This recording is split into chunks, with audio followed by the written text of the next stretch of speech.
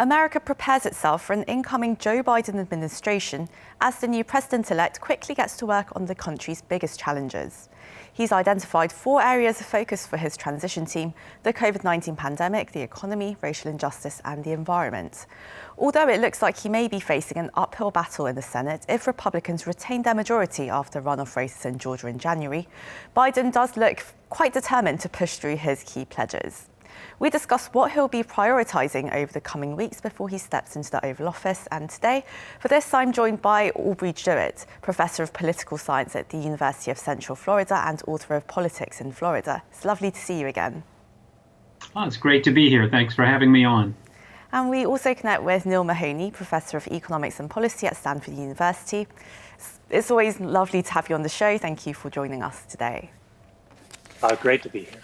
And well, let's start with you, Dr. Jewett. Now, based on Joe Biden's rather rapid organisation of his COVID-19 task force, do you think he's off to a good start? And how important is the messaging right now in a country that is as wide and diverse as America in building that public trust and coordinating the national response? Well, I do think that he is off to a good start, especially considering the unusual circumstances of this election, where you have Donald Trump, who has not conceded yet, where we still have a couple of states who haven't finished counting ballots, and where the presidential transition officially hasn't begun. Biden's team has not been given the funds that traditional incoming presidents begin to get. So he's had to scramble. But I do think he's off to a good start.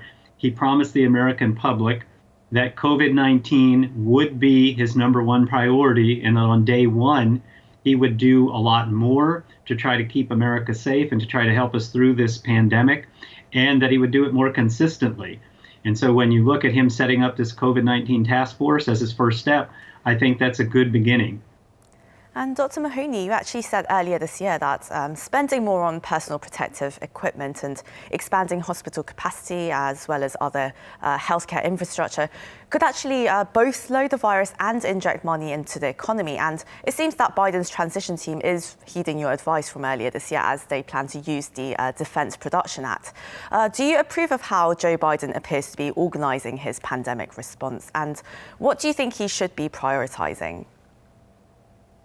So I also think he's off to a very good start. He's put together a great team. These are world-renowned scientists who also have experience in the private sector and in government. And I think our understanding of the virus has improved over the last 6 months. And so the focus on convincing people to wear masks, on making sure that there's adequate ventilation in schools and nursing homes, in other essential businesses, I think he's putting the right pieces in place, and it's making sure that these issues don't get politicized, and that we can have a direct line of communication from the scientists to the American people, so that we can sort of minimize caseloads and loss of life until we get a vaccine. And Dr. Jewett, would Joe Biden, though, will he be able to deliver on all of his COVID-19 response measures? I mean, how long do you think Americans will have to wait to actually see this happening? And what kind of challenges would the transition team face? Well, yeah, he is going to have some challenges in following through on everything, and particularly in getting all Americans to go along with it. Because we know, since the U.S. has a federalist system, meaning that we have states and a national government, and we know that within many of those states, we have governors that do not think that Joe Biden's plans should be put into place. They have been firmly on the side of President Trump, so they have not pushed masks. They have not pushed shutdowns. And in fact, my own state governor has reopened the state at a fairly rapid rate. And now we're beginning to see caseloads go up. So those are going to be some big challenges. It's not only about Joe Biden instituting some new policies, trying to work with Congress to pass laws, or even just issuing executive orders, but it's going to be about trying to get the American public to go along with it, and the vast majority of the American public to go along with it. Because if you only get half the, let's say he only gets the people that voted for him, and the other 70 million people that voted for Trump don't go along with this, then as a public health measure, it's not going to work, right? You need lots of people doing the same thing, wearing masks, social distancing, etc. And of course, another key area of focus is the economy. Dr. Mahoney, how important is it right now to pass another stimulus plan before the end of the year for millions of Americans who are still unemployed and are unable to pay their bills? I mean, should the government go big on this one, or do they need to keep it minimal as the Republican Senate leader Mitch McConnell wants? Well, I think just being realistic, it's unlikely that I think Congress and the White House will come together over the next 2 months to pass any legislation, big or small. I think from an economic perspective, what's I think strongly needed is targeted relief for the low-income households who have been reliant on either sort of greater unemployment insurance benefits or on the stimulus payments to pay their rent, to put food on the table. And those stimulus payments have now subsided. I think those households are really going to struggle sort of going into the Christmas season if we don't have targeted relief. Passing something more broad that impacts, I think, higher income households, that I think there's less of an urgent sort of need for that right now. But sort of moving forward, once we want to get the economy moving again, I think then there is a call for that sort of stimulus measure. And now, Dr. Jewett, Dr. Mahoney, Joe Biden promised economic recovery based on green energy, infrastructure, childcare and education. And he said he'll pay for it, of course, by increasing corporate tax to 28%, which would be one of the highest levels in the world. Do you think this is the right step towards a sustainable future for America's economy? And do you see it happening, or do you think it's going to face quite a lot of resistance? Yeah, so I think those are great questions.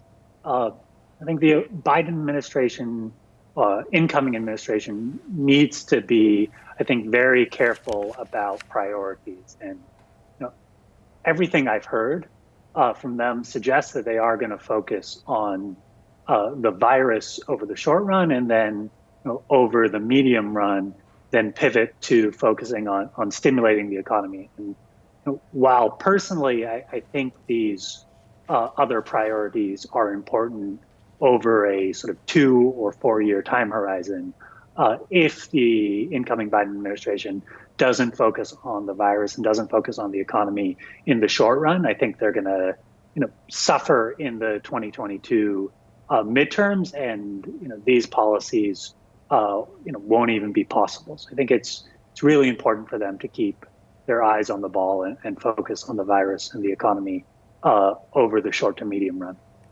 And Dr. Jewett, if the Republicans, they retain control of the Senate, will Joe Biden be able to get any of his major policies through, or do you think he's going to have to rely on his executive powers like Mr. Obama? I mean, he's already expressed his willingness to reverse Trump's withdrawal from the Paris Climate Agreement and the World Health Organization. And on that note, what executive orders do you think Biden will likely issue to tackle other core areas like immigration and racial injustice? Yeah, well, we don't know if the Senate is going to go Republican or not, but if it does remain under Republican control, it is very unlikely that Joe Biden will pass any major legislation that is controversial, because Republicans will be in no mood to bargain.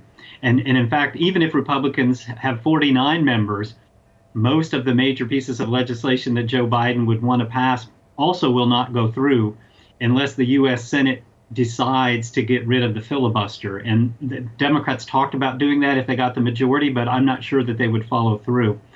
So that means that Joe Biden, as Donald Trump and as Barack Obama found, will have to rely heavily on issuing executive orders. And he already knows that, and he says he's going to hit the ground running on day one, with a bunch of different executive orders trying to reverse some of the things that President Trump did through executive order. So, for instance, internationally, Biden has said that he will get the United States back into the World Health Organization. Biden has said that he will rejoin the Paris Climate Accords.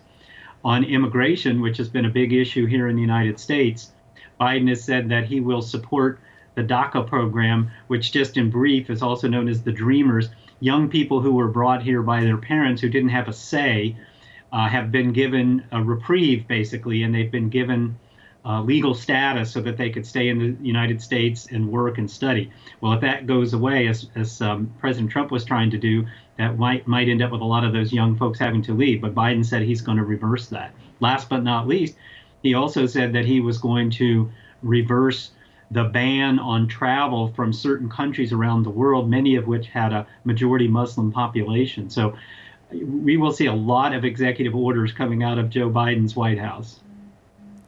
And also today, Joe Biden reaffirmed his commitment to the Affordable Healthcare Act. And Dr. Mahoney, at least 5 justices at the Supreme Court, they also showed support for upholding the act, which the Trump administration, of course, continuously challenged. And you worked with the Obama administration on healthcare reform. What kind of actions or developments or even reversals of Trump's healthcare changes do you hope to see with Biden taking presidency to really help widen access to healthcare for the most vulnerable people during this pandemic?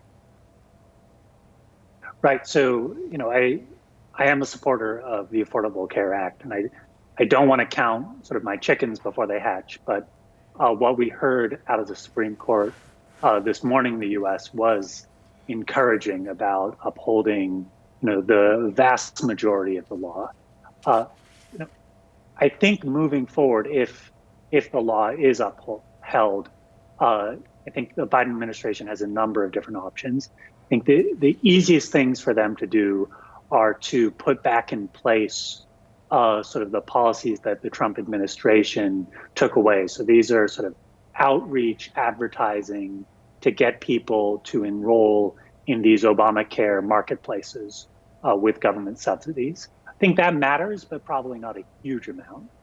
A little bit more ambitious would be for an incoming Biden administration to put in place a public option on these healthcare exchanges. I think that's going to be hard with a divided Congress, but I think that is important for the U.S. healthcare system to inject competition from a public option, even though there will be significant pushback from the hospital industry and from the insurance industry.